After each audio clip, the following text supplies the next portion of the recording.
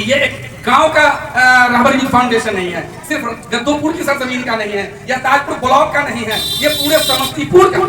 इसलिए हम जरूरत इस बात की है कि सब लोग इसके साथ हों और इसको आगे बढ़ाने की कोशिश करें। रहबर यूथ फाउंडेशन भी एक साल में जो अपनी उपलब्धि दिखाई है, वास्तव में हमको कहने में कोई हिचक नहीं है कि रहबर यूथ फाउंडेशन एक दिन राष्ट्रीय स्तर पर सामाजिक संगठन का उभरता हुआ सितारा बनेगा, यह हम कहने में कोई हिचक नहीं। पहली बार रहबर यूथ फाउंडेशन के कार्यक्रम में आने का मौका मिला। कादिर जी हमारे पास गए थे और मैं अपने आप को सौभाग्यशाली इसलिए समझता हूँ कि इस रहबर यूथ फाउंडेशन का बायलॉज से लेके और 1882 के ट्रस्ट के रजिस्ट्रेशन तक की सारी प्रक्रिया में मेरे ही द्वारा की गई है और यह संगठन इतना बढ़ रहा है, इसलिए हमको बहुत खुशी होती है कि जब हमारा बनाया हुआ संगठन, हमारे द्वारा रजिस्ट्रेशन कराया हुआ संगठन आगे बढ़ता है तो भीतर से हमको बड़ा प्रसन्नता होती है।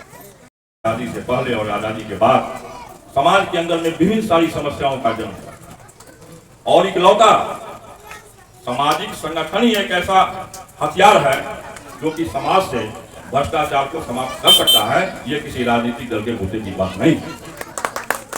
फाउंडेशन के अध्यक्ष महोदय से मैं यह आग्रह करूंगी, महिलाएं तो अभी बहुत आगे बढ़ रही हैं, लेकिन अभी भी हमारे सुदूर ग्रामीण इलाका की जो महिलाएं हैं वो घर से बाहर नहीं निकल रही हैं।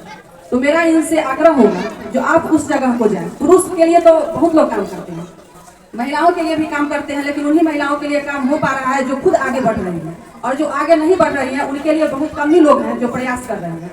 तो मेरा आपसे यही आग्रह होगा जो आप सुदूरवर्ती इलाके में जाइए और वहाँ की महिलाओं को आप आगे बढ़ाइए, घर से बाहर निकालिए। सरकार बहुत योजनाएं ला रही है हम लोगों के लिए, महिलाओं के लिए बहुत ला रही है, लेकिन अभी हम लोग विद्यालय में देख रहे हैं बच्चियां हमारे स्कूल में तो आती हैं, लेकिन सिर्फ उन लोगों को खिचड़ी और पोशाक, साइकिल या जो भी हो उन लोगों को जो व्यवस्था मिलती है उसके लिए ही आ रही है। तो यहाँ बहुत महिलाएं भी बैठी हुई हैं, तो मैं उन लोगों से आग्रह करूंगी जो अपनी बेटियों को आगे बढ़ाएं। सिर्फ उन लोगों को सीमित अपने पढ़ाई लिखाई तक ही सीमित करके उनका शादी ब्याह कम उम्र में नहीं कर दे, 18 के बाद ही करे। और 18 के बाद अगर कोई लड़की पढ़ना चाहती है या आगे बढ़ना चाहती है, चाहे जिस क्षेत्र में हो, वो समाज सेवा का क्षेत्र हो या फिर आपका शिक्षक बनना चाहे या फिर और भी आगे बढ़ना चाहे, तो हम लोग उसको आगे बढ़ाने का काम करेंगे। क्योंकि अभी भी गांव को बहुत पिछड़ा हुआ समझा जा रहा है, जबकि गांव में बहुत ऐसी हस्तियां हैं, हमारी बहनें, हमारी बेटियां, जिनको अगर सराहा जाए तो बहुत आगे बढ़ सकती हैं। लेकिन हम लोग क्या करते हैं, उनका शादी ब्याह कर देते हैं, उनको आगे बढ़ने का हम लोग समय नहीं दे पाते हैं। तो सब लोगों से यही आग्रह होगा जो अपने घर की बहू बेटी को आगे निकलने दीजिए, वो जिस क्षेत्र में आगे बढ़ना चाहे उस क्षेत्र में बढ़ने दीजिए। और मैं पुनः कादिर साहब से निवेदन करूंगी जो आप सुदूरवर्ती इलाके में जाइए और वहाँ की महिलाओं को आगे निकालिए, और हम लोगों का सहयोग आपको जहाँ चाहिए, वहाँ जिस समय चाहिए, हम लोग वहाँ मौजूद मिलेंगे। बंधु, यहाँ ये गद्दोपुर गाँव है, मतलब इसको बहुत समृद्ध गांव भी कहा जाएगा। और इस गांव में तो बहुत सारे लोग हैं, बहुत सारे एक से एक शिक्षाविद भी लोग हैं यहाँ। सभी के मन में ऐसा ख्याल क्यों नहीं आया, सिर्फ आपके मन में ये ख्याल है? क्यों? कहीं ना कहीं आपके जहन में वो दर्द दिखा, उन बच्चों का दर्द दिखा होगा जो शिक्षा से महरूम है, उन महिलाओं का दर्द दिखा होगा आपके मन में जो समाज से, अपने परिवार से या तो पीड़ित हो, समाज से पीड़ित हो। कभी उस दर्द को आपने जो बहुत नजदीक से देखने के बाद आपके अंदर वाग आया होगा कि नहीं ये गलत हो रहा है, तो आपने कुछ लोगों से अपनी बात कही होगी, अपने कुछ युवा साथियों के सामने अपनी बात रखी होगी कि भाई ये देखिए अपने समाज में ऐसा है, इसको हम कैसे कर सकते हैं। फिर वो विचार एक क्रांति बना होगा और उस क्रांति के जन्म के रूप में इस रहबर यूथ फाउंडेशन का जन्म हुआ। वहीं सबसे बड़ा जो मसला है हमारे समाज का वो है नैतिक मूल्यों का पतन। हम ये देखते हैं कि हमारे घर की जो लड़कियां हैं, हमारे घर की जो बच्चियां हैं, हमारी माएँ और बहनें हैं, वो अगर घर से बाहर निकलती है तो उनकी इज्जत, उनकी इस्मत, उनका जो रिस्पेक्ट है वो कहीं ना कहीं वो दाव पर लगता हुआ नज़र आता।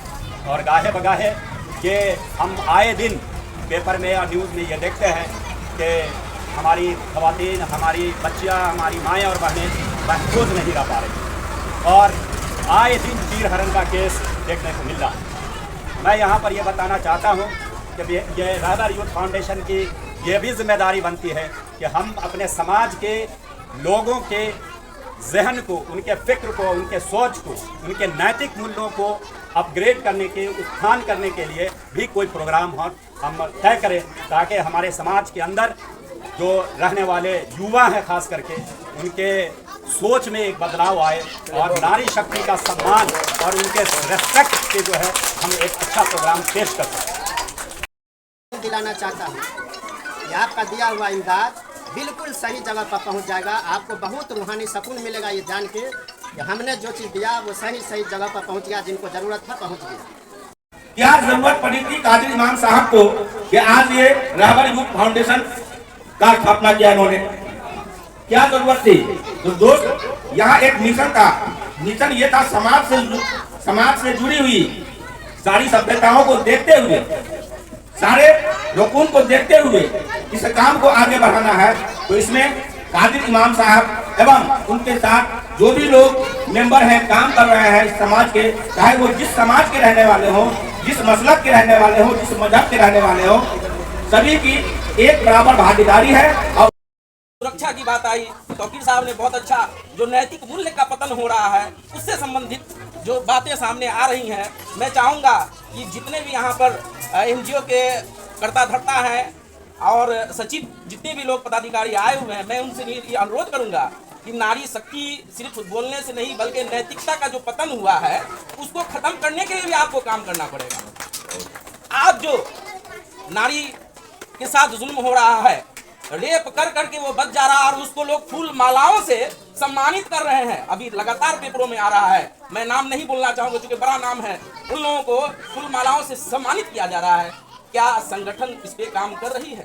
क्या संगठन ने इस कदम को गलत साबित किया? क्या कोई एक प्रेस कॉन्फ्रेंस भी किसी संगठन ने किया है कि हाँ नारी के साथ जो जुल्म हो रहा है क्या, और रेप हो रहा है, लड़कियों का रेप हो रहा है, औरतों का रेप हो रहा है, लोग वीडियो बना करके वायरल कर रहे हैं, क्या ये नैतिक का पतन नहीं है? नैतिकता का पतन नहीं है?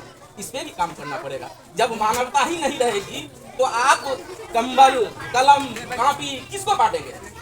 इसलिए मानवता को जिंदा रखने के लिए भी इस फाउंडेशन नहीं बल्कि जितने भी NGO हैं, मैं चाहूँगा कि इस पे काम जरूर हो, काम होना चाहिए। फाउंडेशन जो हमने बनाया और मेरी जो सोच थी उसका एक ही मकसद था कि मेरा एज लगभग 28 से 30 साल है और पिछले 30 साल को भी मैं यहाँ के लोगों से मैं जानकारी लिया। हमारा समाज, हमारा पंचायत काफ़ी गरीब का मोहल्ला है, ये दलित का बस्ती है और पूरे पंचायत में गरीबी है, तंगी है, परेशानी है, बेरोजगारी है नौजवानों में।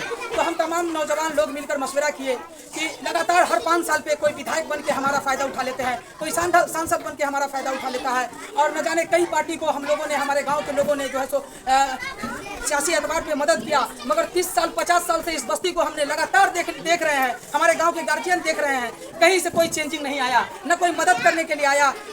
लगभग 2 साल लगातार लॉकडाउन के नाम पे हमारे देश को जो है सो बेरोजगारी के ऐसे मैंने कि धक्का खाना पड़ा। उसके बाद भी जो है हमारे बस्ती में, हमारे पंचायत में ऐसा कोई भी रोल अदा नहीं किया गया जिससे गांव के बच्चों को शिक्षा के क्षेत्र में हो या बेरोजगारी के क्षेत्र में हो या तंगी बीमारी के क्षेत्र में हो, कोई भी व्यक्ति जो है मदद करने के लिए तैयार होकर के आने का काम किया हो, ऐसा कोई लोग नहीं था। तो लगातार हम लोग गार्जियन के साथ मिल करके जो है सो मशवरा लिया। मशवरा लेने के बाद हम लोगों ने संकल्प लिया कि मैं एक संस्था बनाने का कोशिश कर रहा हूं, जिसमें मैं एडवोकेट बबलू तिवारी जी से समस्तीपुर कोर्ट पर जाके मशवरा लेने का काम किया। इन्होंने कहा कि जहां पर जो मदद होगा हम लोग करेंगे और ये संगठन ही है जो समाज के बच्चों को जमीनी स्तर पे आके मदद करने का काम करता है। कोई नेता मदद नहीं करेगा, कोई बड़े बड़े सियासी लोग मदद आपके दरवाजे पे आके नहीं करेंगे। चाहे आप किसी चीज़ में मारे जाइएगा, किसी चीज़ में फंसा दिया जाएगा, यही एक संगठन है, यही ये एडवोकेट लोग हैं जो गाँव के नौजवानों को जो है सो जो जब फंसाया जाएगा तो बचाने का काम करेंगे। यही एक संगठन है, यही एक संस्था है जो आर्थिक रूप से भी और हर तरह से जो है सो मदद करने का काम करेगा।